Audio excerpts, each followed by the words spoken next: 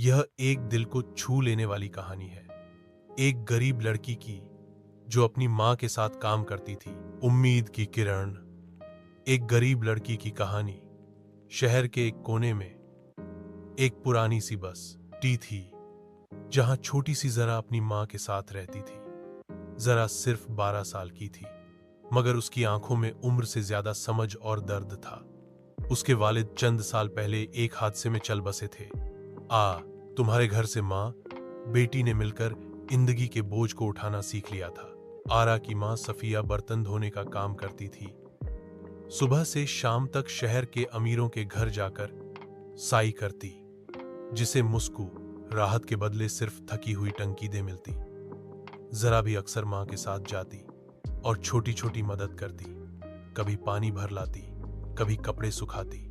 उसकी छोटी उंगलियों से जब बर्तन झपकने लगते तो सफिया की आंखों में एक फख्र का नूर चमक उठता। लेकिन जरा का दिल सिर्फ काम में नहीं था। वह हर रोज रास्ते में स्कूल के बच्चों को यूनिफॉर्म में देखकर ख्वाबों में खो जाती। एक दिन जब एक पुराने दफ्तर के सामने से घुरते हुए उसने एक फटा पुराना किताब का ढेर देखा, तो उसने बिना सोचे समझे वो किताबें अपने साथ घर ले आई। रात को चुपके चुपके जलती रोशनी के नीचे वह किताबें पढ़ने लगी। उसने लिखना, पढ़ना और गिनती सब खुद से सीखा। एक दिन जहां सफिया काम करती थी, वहां की मालकिन ने ज़हरा को लिखते देख लिया। पहले तो वह हैरान हुई, फिर उसने ज़हरा का इम्तिहान लिया।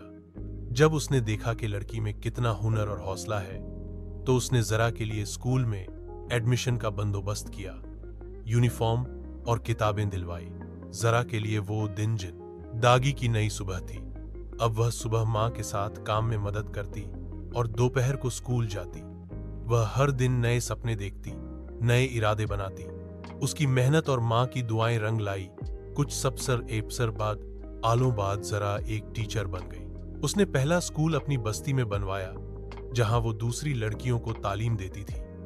हर रोज वो मां के पांव दबाती और कहती, मां, आपने सिर्फ बर्तन नहीं मैं धोया, आपने मेरी तकदीर चमकाई है। ऐसी कहानियां हम सबको याद दिलाती हैं कि गरीबी रास्ता रोकती है, लेकिन हौसला और तालीम उस रास्ते को रोशन कर देती है।